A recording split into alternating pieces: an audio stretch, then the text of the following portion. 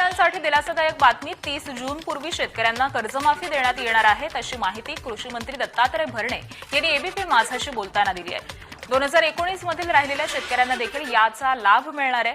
त्याबरोबर नमस्कार शेतकरी बांधवांनो, आजच्या व्हिडिओमध्ये आपण राज्यातील शेतकरी, महिला आणि सर्वसामान्य नागरिकांसाठी आलेल्या सर्व महत्त्वाच्या अपडेट्स जाणून घेणार आहोत। त्यामुळे व्हिडिओ शेवटपर्यंत नक्की पहा। सर्वप्रथम कर्जमाफीबाबत मोठी बातमी समोर आली आहे। कर्जमाफीच्या अंमलबजावणीत अनेक जाचक अटी आणि गुंतागुंती असल्यामुळे सरकारची प्रतिमा खराब होत असल्याची टीका आमदार बच्चू कडू यांनी विधान परिषदेत केली आहे। त्यांनी सरकारला स्पष्ट शब्दांत सांगितले की कर्जमाफीसाठी लावलेल्या कठीण अटी तातडीने रद्द कराव्यात। तसेच प्रोत्साहनपर अनुदानाची रक्कम 50,000 रुपयांवरून थेट 1 लाख रुपये करण्यात यावी अशीही त्यांनी मागणी केली। याच मुद्द्यावरून विधानसभेत बच्चू कडू आणि सत्ताधारी नेत्यांमध्ये जोरदार खडाजंगी पाहायला मिळाली। कर्जमाफीचा प्रश्न अजूनही अनेक शेतकऱ्यांसाठी गंभीर असल्याने हा विषय अधिवेशनात चांगलाच गाजत आहे। आता लाडकी बहीण योजनेबाबत धक्कादायक माहिती समोर आली आहे। या योजनेत तब्बल 165 कोटी रुपयांचा गैरव्यवहार झाल्याची माहिती विधानसभेत देण्यात आली। पुरुष तसेच काही शासकीय कर्मचाऱ्यांनीही या योजनेचा लाभ घेतल्याचे समोर आले असून जवळपास 80 लाख महिला अपात्र ठरल्याची माहिती मंत्री आदिती तटकरे यांनी सभागृहात दिली। दरम्यान आंबा आणि काजू उत्पादक शेतकऱ्यांच्या भरपाईच्या मुद्द्यावरून कृषीमंत्र्यांना विरोधकांनी घेरले। सभागृहात जोरदार गोंधळ झाला। अनेक आमदारांनी नुकसानग्रस्त शेतकऱ्यांना तातडीने मदत देण्याची मागणी केली। अवकाळी पावसामुळे नुकसान झालेल्या शेतकऱ्यांसाठीही दिलासादायक बातमी आहे। जिल्हाभरातील बाधित शेतकऱ्यांना 21 कोटी 30 लाख रुपयांच्या मदतीस मंजुरी देण्यात आली आहे।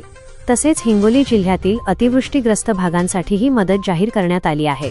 बीड जिल्ह्यातील शेतकऱ्यांनी हेक्टरी 17,500 रुपयांच्या मदतीचे आश्वासन अद्याप पूर्ण झाले नसल्याने नाराजी व्यक्त केली आहे। आगामी अधिवेशनात पीक विम्याचा मुद्दा पुन्हा जोरदारपणे उपस्थित केला जाणार असल्याचे संकेत मिळत आहेत। आता सर्वात मोठी बातमी म्हणजे राज्यातील कर्जमाफी प्रक्रिया वेगाने सुरू असल्याची माहिती समोर आली आहे। सरकारच्या माहितीनुसार सुमारे 56 लाख पात्र शेतकऱ्यांना या योजनेचा लाभ मिळणार आहे। जून अखेर आणि जुलैच्या पहिल्या आठवड्यात बहुतांश प्रक्रिया पूर्ण होऊन पात्र शेतकऱ्यांच्या खात्यात रक्कम जमा करण्याची तयारी सुरू असल्याचे सांगण्यात आले आहे।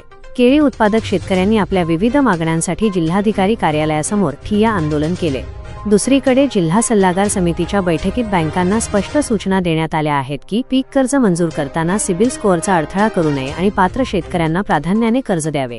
रेशनधारकांसाठीही मोठा दिलासा मिळाला आहे। केंद्र सरकारने रेशन धान्य वाटपाची मुदत 30 जूनपर्यंत वाढवली असून लाभार्थ्यांना त्यांचे हक्काचे धान्य मिळणार आहे। राज्य सरकारने 2030 पर्यंत महाराष्ट्रात सर्वात स्वस्त वीज उपलब्ध करून देण्याचा निर्धार व्यक्त केला आहे। मुख्यमंत्री देवेंद्र फडणवीस यांनी राज्यातील 75% शेतकऱ्यांना दिवसा वीज पुरवठा देण्याचे उद्दिष्ट असल्याचे सांगितले। दरम्यान पीएम किसान योजनेचा 23वा हप्ता अनेक पात्र शेतकऱ्यांच्या खात्यात जमा झाला असून खरीप हंगामापूर्वी आर्थिक दिलासा मिळाल्याचे चित्र आहे। तसेच विविध योजनांअंतर्गत अनेक शेतकऱ्यांच्या खात्यात अनुदानाची रक्कमही जमा करण्यात येत आहे। मित्रांनो, आजच्या सर्व महत्त्वाच्या अपडेट्स इतक्याच। यापैकी कोणती बातमी तुम्हाला सर्वात महत्त्वाची वाटली ते आम्हाला कमेंट करून नक्की सांगा। व्हिडिओ आवडला असेल तर लाईक करा, आपल्या शेतकरी मित्रांसोबत शेअर करा आणि अशाच ताज्या सरकारी योजना, कर्जमाफी, पीक विमा, पीएम किसान आणि नमो शेतकरी योजनेच्या सर्व अपडेट्ससाठी आपल्या चॅनलला नक्की सबस्क्राईब करा। धन्यवाद। जय हिंद, जय महाराष्ट्र आणि जय जवान, जय किसान।